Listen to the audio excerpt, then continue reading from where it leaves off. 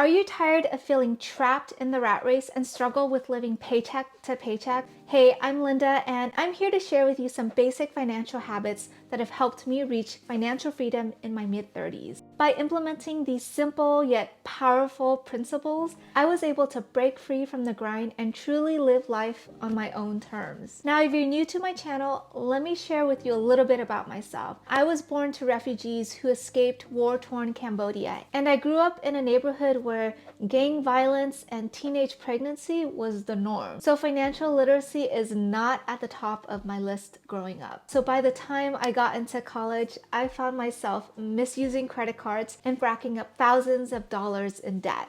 I hated the power it held over me. And so I spent years reading and learning about how I can change my financial future. And I learned early on that making more money wasn't gonna be the solution. I knew I had to build the right habits to ensure that I broke the cycle of poverty that I grew up in. This video is for educational purposes only. Seek professional advice before making financial decisions.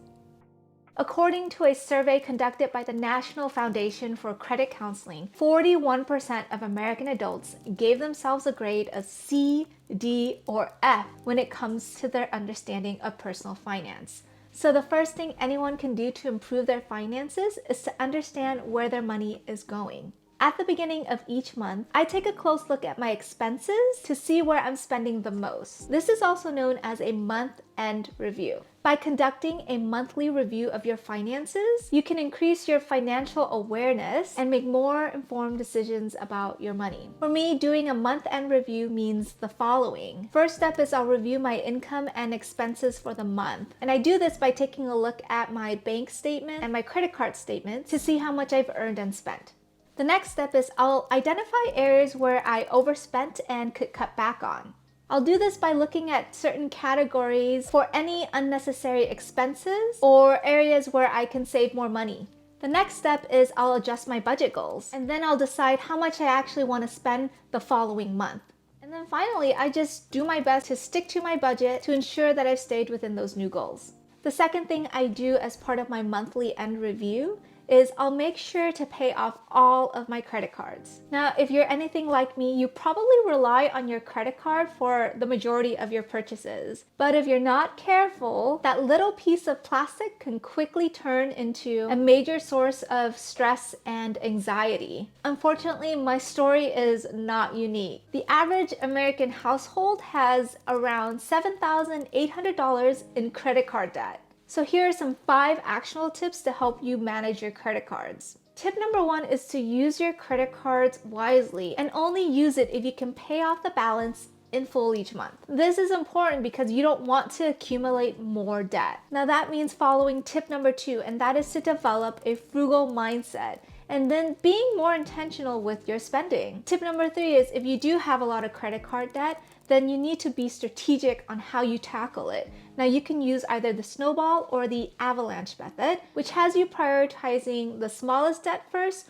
or the one with the highest interest rate. The 4th tip is to consider a 0% balance transfer. This can help you reduce interest rates and pay off that debt faster. And the 5th tip is to make sure that you review your credit report regularly. Now you can do this for free through annualcreditreport.com, and you can actually get reports from 3 of the major credit unions. I recommend reviewing this once every 4 months, or you can sign up for a tool such as Credit Karma, where you can regularly check for errors or inaccuracies in your report. Remember, the ultimate goal is financial freedom. So by avoiding credit card debt and building smart money habits, you're setting yourself up for long-term success. Now, another thing that has truly helped me reach my financial goals is to do a net worth check-in. You can use tools like Mint or Empower, formerly known as Personal Capital, to help you access all of this at a glance. But because I prefer to check mine's and my husband's net worth together, I'll use a Google spreadsheet for this. So what is a net worth check-in? It's a way to track your financial habits by listing all of your assets and subtracting your liabilities. So let's go a little bit into what that looks like. Step 1, listing all of your assets. These include things like your cash, your investments, and any properties that you own outright. Step 2, you'll want to list out all of your liabilities, and these will include things like your student loan debt, any car payments or credit card debt that you have, as well as any mortgages. And basically, the third step is to subtract your total in liabilities from your total in assets, and that will give you your net worth. This has been one of the key habits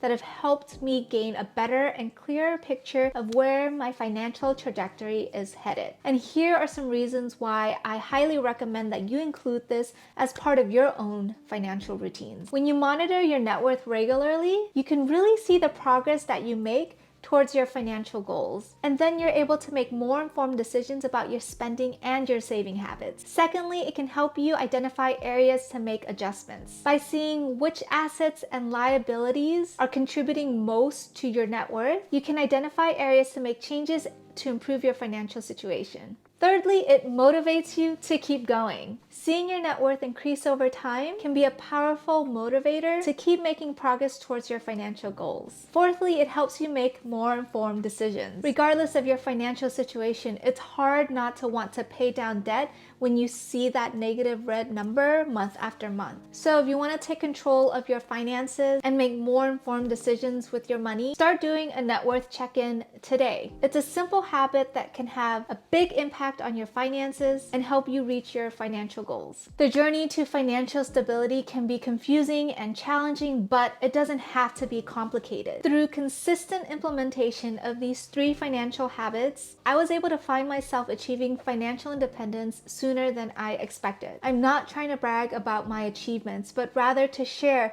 that I was able to change the direction of my financial life by implementing these simple habits. So if you want regular tips on how to improve your finances, don't forget to like, share, subscribe to my channel, and I'll see you in the next video. Akun and Jimniblia.